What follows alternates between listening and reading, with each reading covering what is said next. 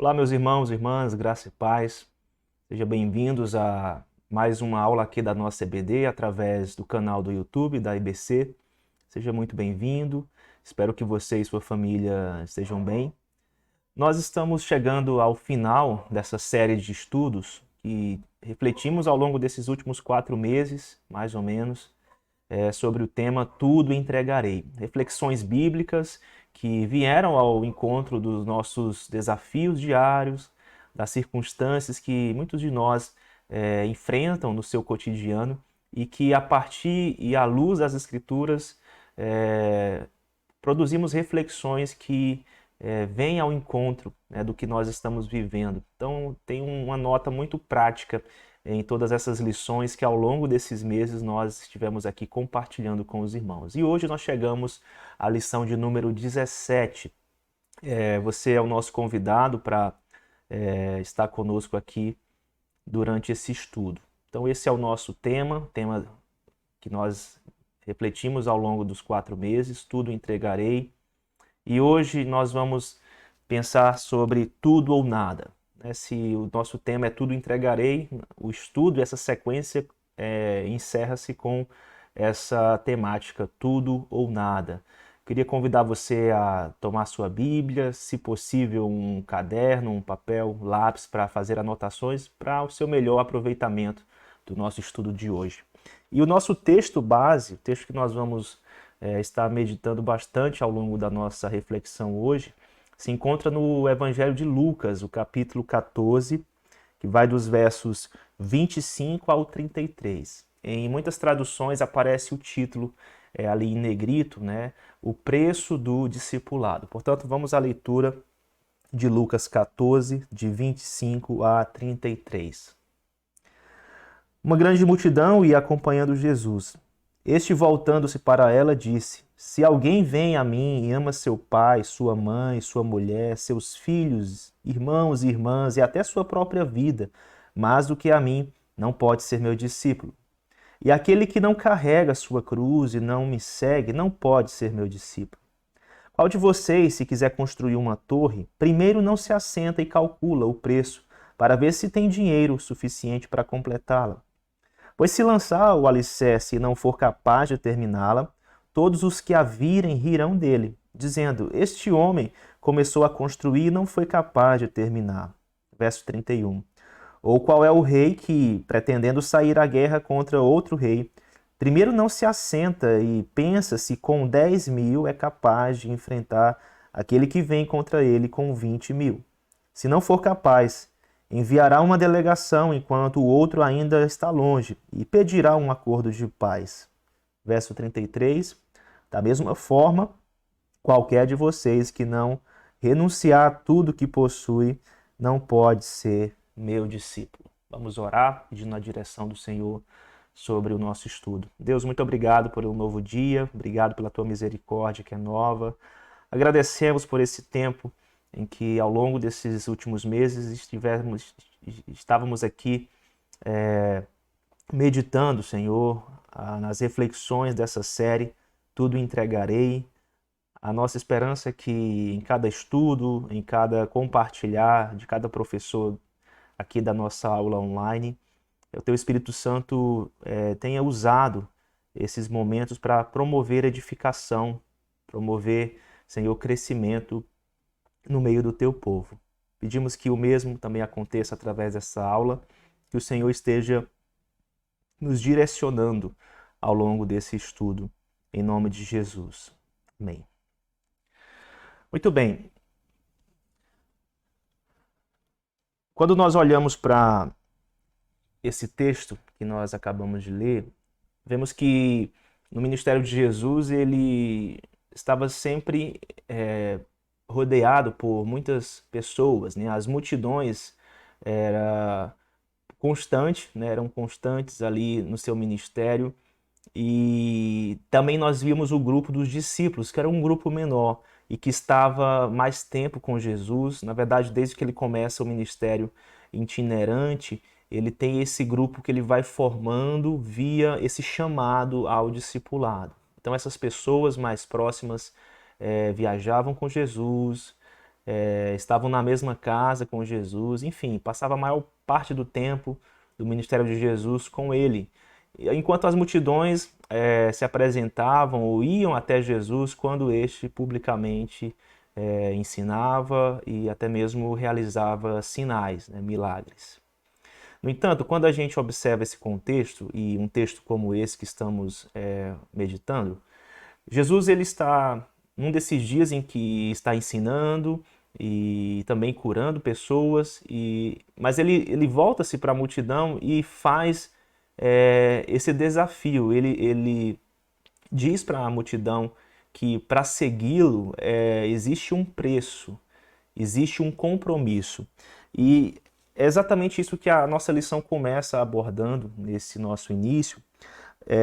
As palavras de Jesus é um chamado para sairmos de uma vida sem compromisso.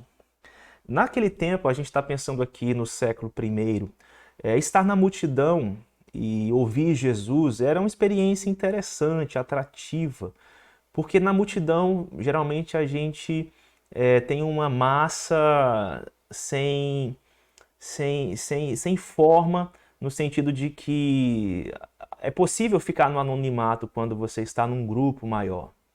Você meio que não tem rosto ali, é aquela grande massa e tem um certo conforto nesse lugar. Você ouve Jesus, você até é beneficiado pelos seus sinais, pelos seus milagres, come do pão, come do peixe que ele multiplica, mas o que Jesus está falando aqui neste texto de Lucas 14 que nós lemos é que nós não podemos ficar na multidão se nós queremos ser discípulos de Jesus, se nós queremos segui-lo. E na verdade o projeto dele para nós é que nós o sigamos, nós sejamos um discípulo, um aluno do Cristo. Jesus não quer que permaneçamos na multidão ali, estando diante dele apenas quando nos é conveniente ou algo do tipo. Então, é um chamado a sairmos dessa vida marcada por a falta de compromisso.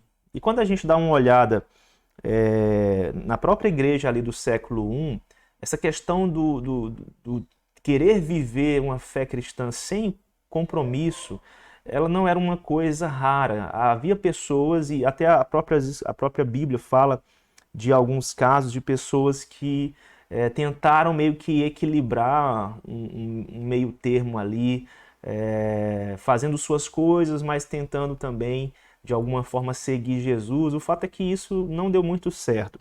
É interessante que lá na carta que Paulo escreve a Timóteo, na segunda carta, o capítulo 4, verso 10, ele fala de Demas, que foi alguém que estava cooperando com eles, né, nas equipes missionárias, possivelmente, no trabalho de plantação de novas igrejas, de formação de liderança. E por alguma razão, e Paulo deixa claro aqui, né, desse abandono, Demas ele ama o presente século e então deixa para trás esse compromisso e, portanto, os propósitos de Deus para a sua vida. Então, Demas é um nome ali do século I de alguém que tentou equilibrar o seguir a Cristo, mas também seguir sua própria agenda. E isso não é possível. A gente vai percebendo aqui ao longo do nosso estudo que não conseguimos fazer isso. Manter a nossa própria agenda, nossa agenda pessoal e tentar conciliá-la com a agenda de Jesus.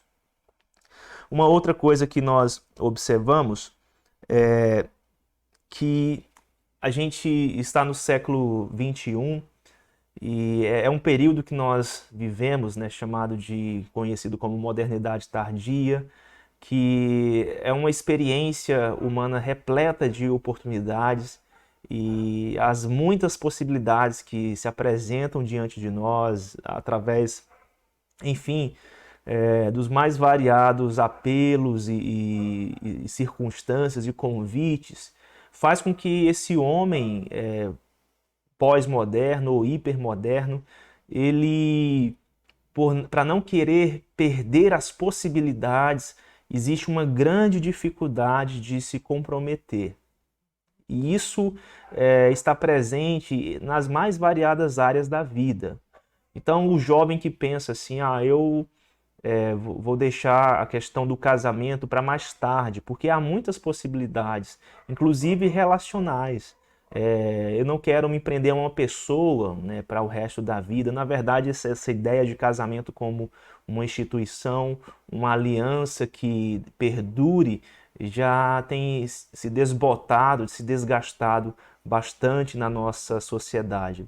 E, enfim, a gente pensar em outras áreas, na questão profissional, aquele desafio para gerenciar o imprevisível. Então, hoje você está atuando numa área, de repente não gosta mais dela e aí tenta seguir para uma outra.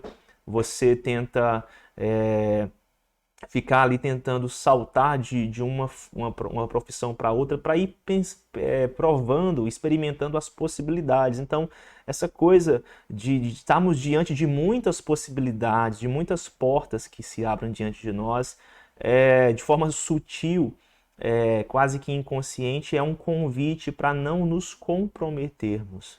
Mas, quando nós pensamos sobre a fé cristã, e o seguir a Cristo, não dá para a gente assumir esse tipo de postura. É aquilo que o autor da revista está colocando aqui, que não dá para, quando a gente pensa em seguir a Jesus, ficarmos em cima do muro. Não tem como a gente ficar em cima do muro. Não dá para ficar neutro nessa questão. Ou a gente está seguindo a Jesus e servindo a Ele, ou estamos seguindo a nós mesmos, a nossa agenda e, enfim, vivendo a vida conforme o nosso próprio entendimento. Mas não existe uma área de neutralidade, né? Algumas pessoas gostam de pensar que é possível encontrar uma neutralidade nesse sentido, né? Eu não estou servindo a Deus, mas também não estou fazendo mal a ninguém. Eu estou apenas vivendo a minha vida.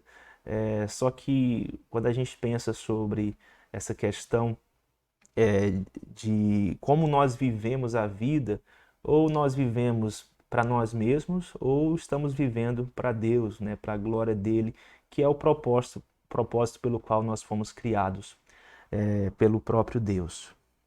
Agora, vamos avançar aqui pensando especificamente sobre o que Jesus está dizendo ali no texto que nós lemos.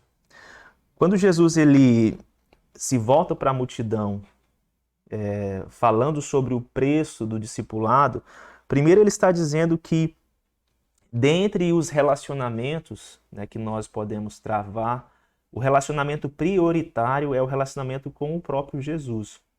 É o que ele diz lá no verso 26. Acompanhe comigo. Se alguém se alguém vem a mim e ama seu pai, sua mãe, sua mulher, seus filhos, seus irmãos e irmãs e até sua própria vida mais do que a mim, não pode ser meu discípulo. Então, em termos de prioridade de relacionamento, o amor para com Jesus, o amor a Jesus deve ser o primeiro amor, deve ser a prioridade do nosso coração. Ele não está nos convidando, nos chamando para negarmos e abandonarmos as pessoas que amamos, mas ninguém pode ocupar o lugar que só Cristo tem o direito e a dignidade de ocupar no nosso coração. Jesus não é apenas um mestre da religião, não é uma pessoa importante do passado. Se nós estamos lendo a Bíblia de forma correta, se estamos entendendo as Escrituras, ele é o próprio Filho de Deus, ele é Deus, que está reivindicando para si a exclusividade da nossa vida. E para isso é que ele vai até a cruz e oferece seu próprio sangue, né, o seu sacrifício, para que a partir do sacrifício ele possa reconciliar os seres humanos com Deus. Então Jesus é digno da minha vida, digno da sua vida. E nesse sentido, ele está dizendo para a multidão que não deve existir outro relacionamento que seja prioritário, senão o relacionamento com o próprio Jesus. Por que que na prática isso faz diferença entre sermos da multidão e sermos discípulos? Porque se amamos mais o nosso cônjuge, os nossos filhos, os nossos irmãos, os nossos pais mais do que a Jesus, quando formos desafiados por Ele a determinada tarefa, a realizarmos determinada missão, nós vamos pesar mais no coração a relação com os nossos familiares, as pessoas que amamos, e deixaremos possivelmente de obedecer a Jesus por não querermos abrir mão de estar na companhia dessas pessoas tão amadas. Então, ele precisa ser o amor prioritário em nosso coração. A outra coisa que Jesus fala para a multidão é que ela não pode segui-lo sem a cruz. Ele fala isso lá no verso 27. E aquele que não carrega a sua cruz e não me segue não pode ser meu discípulo. Isso deveria ter soado muito esquisito e até mesmo aterrorizante para aquele público original, porque principalmente quando a gente pensa em judeus e até mesmo romanos, né, gentios, o que era a cruz? A cruz era a execução máxima, a sentença máxima aplicada para um criminoso diante de Roma, de tal modo que nem os próprios romanos aplicavam essa sentença para os seus cidadãos. Então, para um judeu, isso era maldição, porque, de acordo com a lei de Moisés, quem fosse pendurado no madeiro era considerado maldito. Então, quando Jesus ele fala essas palavras para aquela multidão, eu imagino o peso que isso deve ter ecoado ali para aquela audiência, né? Como assim? Nós precisamos carregar uma cruz para segui-lo, e a cruz aqui que Jesus está falando, ela tem uma finalidade de ser um instrumento de mortificação de nós mesmos, da nossa vontade, dos nossos desejos, em detrimento da vontade de Deus para as nossas vidas. A cruz é um instrumento de mortificação do nosso homem caído, e não podemos seguir Jesus sem carregá-la. A cruz ela só pode ser carregada por nós mesmos. Os outros não podem carregar a nossa própria cruz. Mas Cristo, o crucificado, ele é aquele que nos capacita a viver essa vida cruciforme, essa vida de crucificação, de renúncia do nosso próprio eu. A gente não consegue fazer isso pela nossa própria força. Jesus, o homem perfeito, ele nos capacita e nos habilita a aprender a dizer não a nós mesmos, a aprender a mortificar as nossas vontades, as nossas paixões que guerreiam no íntimo do nosso coração, como lembra Tiago na sua carta. Outra coisa que Jesus está dizendo nesse texto é que é necessário que nós pensemos bem se queremos segui-lo. E aqui ele vai usar duas figuras conhecidas da época, de um homem que está prestes a construir uma torre, um projeto de construção civil. Jesus está dizendo que esse homem precisaria calcular se ele tinha recursos para começar e terminar essa obra. Caso contrário, ele iria ser motivo de chacota. O outro exemplo é, no caso bélico, de um conflito armado, um rei com 10.000 soldados seria capaz de enfrentar outro com 20.000. Ele precisaria pensar, planejar, porque caso contrário, ele precisaria com urgência planejar um acordo de paz para que aquela situação fosse resolvida. Da mesma forma, ao concluir essas imagens aqui nesse texto, Jesus ele diz que se nós não renunciar a tudo que nós possuímos e segui-lo, nós não podemos ser um discípulo de Jesus. Então, ele coloca aqui nessas palavras, nesse ensinamento, o preço do discipulado. É tudo ou nada. Ou nós estamos seguindo a Jesus, ou estamos seguindo a nós mesmos. Não existe um muro neutro que nós podemos subir e ficar ali tranquilamente. Ou nós estamos seguindo a Jesus, ou não estamos. É isso que ele está dizendo aqui nesse texto que nós estamos considerando. Concluindo a nossa reflexão, meus irmãos, fazendo esse encerramento aqui, a nossa revista propõe uma reavaliação da nossa vida, naquilo que nós já estudamos, naquilo que nós refletimos sobre se estamos de fato como cristãos vivendo como aqueles que estão entregando tudo a Deus no nosso dia a dia. tempo, recursos, habilidades, ou se nós estamos insistindo na vida adâmica caída em manter a nossa agenda, a semelhança de Demas. Não dá para a gente continuar por muito tempo vivendo dessa forma. Ou a gente está seguindo a Jesus e se entregando completamente a Ele, ou nós estamos vivendo para nós mesmos e nos enganando que estamos de fato na fé, né, quando isso não é possível. Então, que o Senhor possa nos capacitar a viver dessa forma, a amar a Deus em primeiro lugar, amar a Cristo em primeiro lugar e a tomar a cada dia a nossa cruz, a fim de que o nosso viver nesse mundo seja para o louvor da sua glória, seja para fazer a vontade do Pai, como foi a vida de Cristo aqui. Ser um cristão é ser um pequeno Cristo. E o Cristo é aquele que ora dizendo: Pai, seja feita a tua vontade e não a minha, mas que a tua vontade seja feita, que essa seja a nossa oração, que esse seja o nosso estilo de vida, que nós possamos calcular dia após dia o preço de estar seguindo a Jesus. Deus te abençoe, desejo um excelente domingo para você e sua família e até a próxima, se o Senhor permitir.